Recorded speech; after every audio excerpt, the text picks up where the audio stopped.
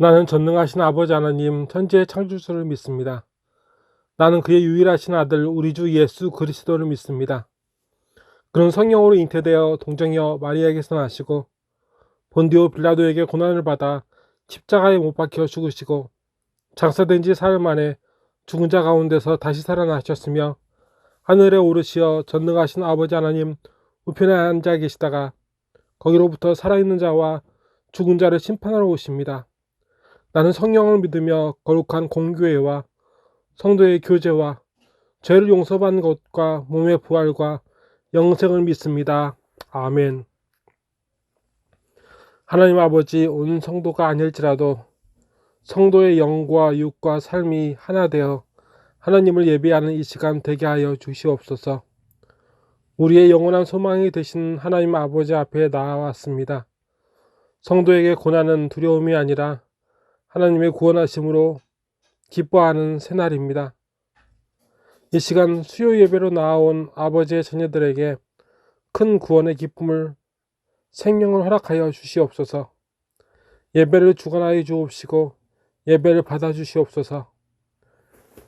예배를 받으신 아버지에 대한 감사함이 없고 예배드렸다는 의무감의 예배가 아닌 이제 이 예배를 기뻐하시는 하나님에 대한 감사와 예배하는 우리의 즐거움이 이 수요 예배를 잔치가 되게 하여 주시옵소서. 우리가 드리는 이 예배를 받아 주시옵소서. 나사렛 예수 그리스도의 이름으로 간절히 기도드리옵나이다. 아멘. 오늘 우리에게 허락하신 하나님의 말씀은 마태복음 24장 29절부터 31절까지의 말씀입니다. 신약 42면에 있는 말씀입니다. 그날 환난 후에 즉시 해가 어두워지며 달이 빛을 내지 아니하며 별들이 하늘에서 떨어지며 하늘의 권능들이 흔들리리라.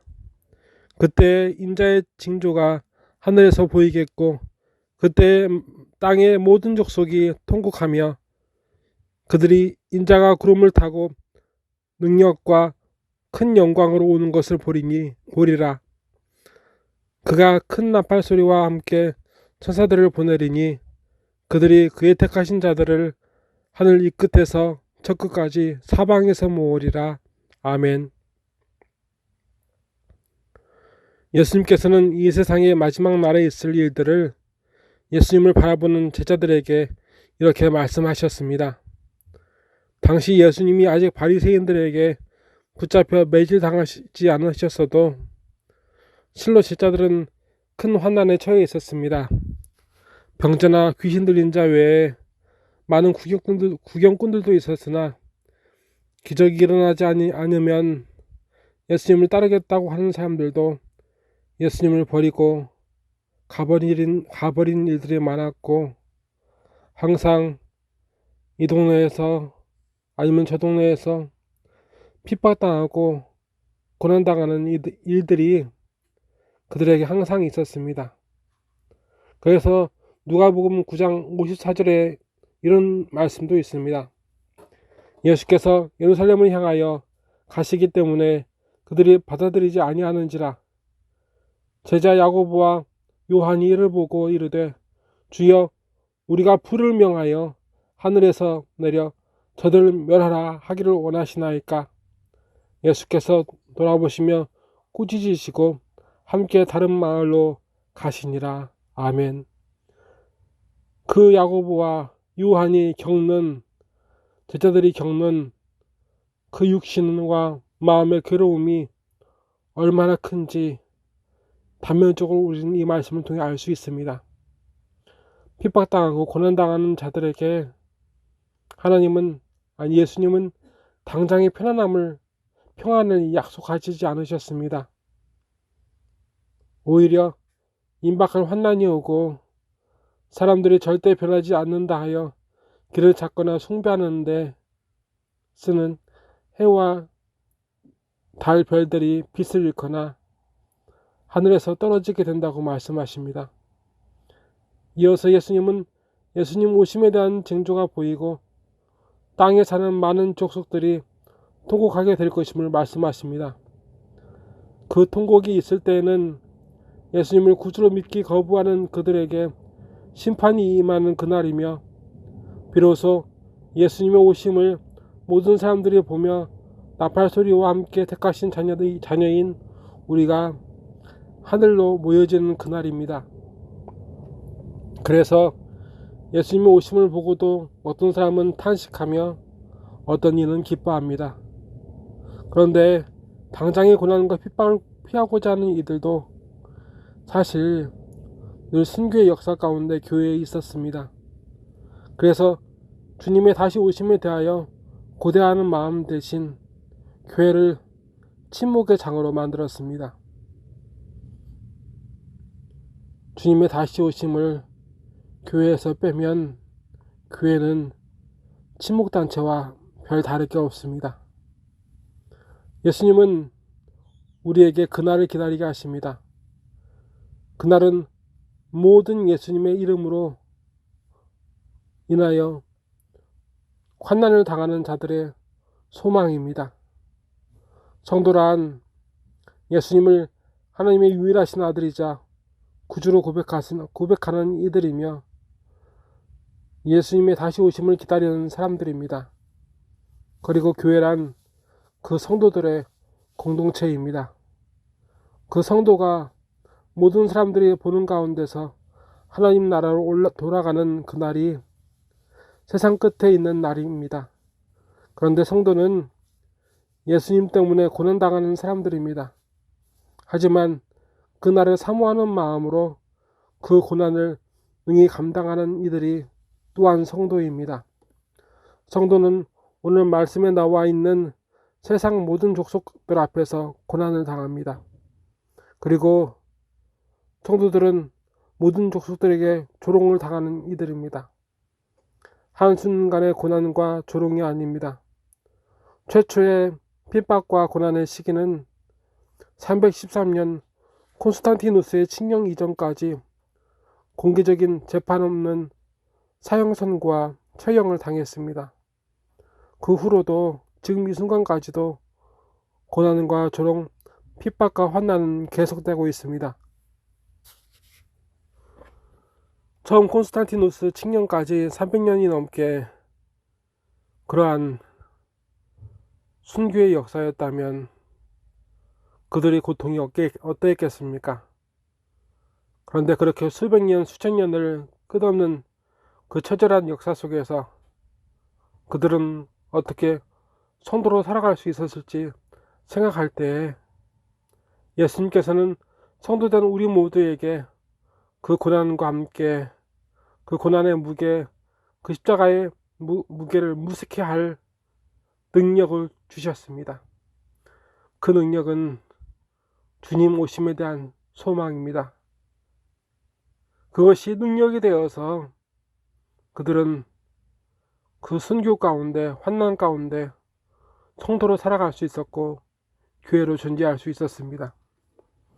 앞서 말씀드린 성도와 교회됨을 은밀하게 부정하는 이들은 예수님의 다시 오심을 어떻게 사모하며 준비할 것인가에 대해서 관심을 쏟는 것 대신 그것을 이단의 가르침으로 몰아세우고 오늘 예수님의 말씀을 외면한 채 살아왔습니다. 십자가가 없는 교회를 교회로 생각할 수가 있습니까? 예수님이 없는 신앙을, 예수님의 십자가가 없는 신앙을 신앙이라고 생각할 수 있습니까? 예수님의 십자가를 의지함으로 그 죄속함으로 인하여서 우리가 구원받았다는 사실을 아버지 정말 확신하지 못하는 삶이 구원받은 삶이라고 볼 수 있겠습니까? 그런 것은 불가능한 일입니다. 그런데 오늘날 많은 사람들이 그렇게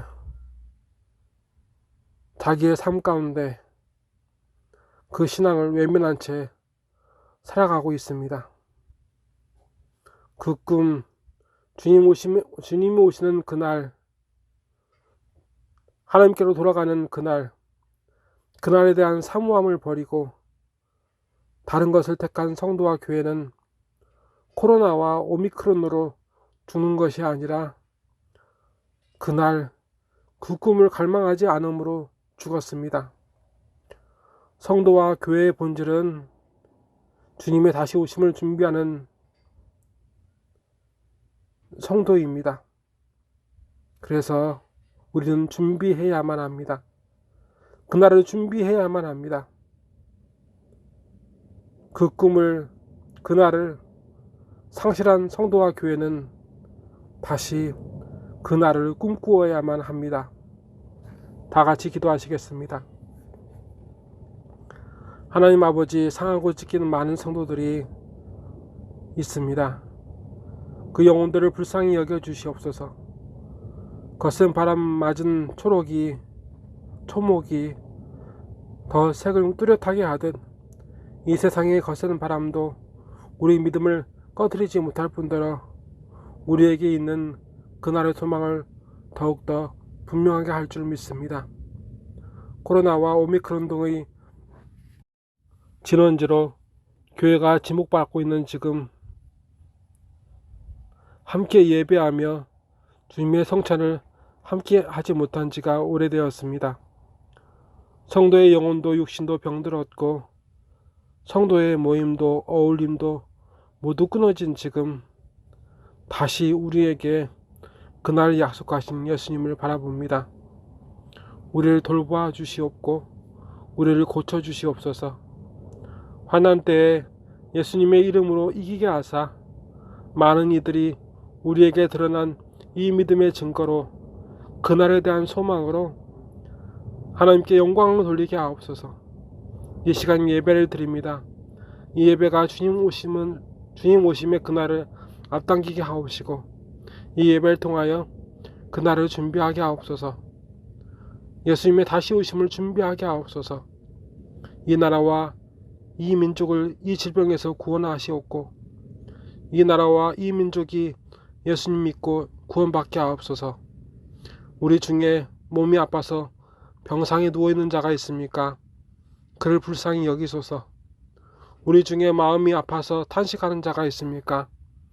그를 위로하여 주시옵소서. 우리 중에 외로운 자가 있습니까? 지금 그를 만나 주사 외롭지 않게 하옵소서. 나사렛 예수 그리스도의 이름으로 간절히 기도드리옵나이다. 아멘. 지금은 주님의 오심을 갈망하는 성도 위에 성자 예수님의 은혜와 성부 하나님의 사랑과 성령님의 감화 감동 역사하심이 이제로부터 영원토록 함께 계시리로다. 아멘.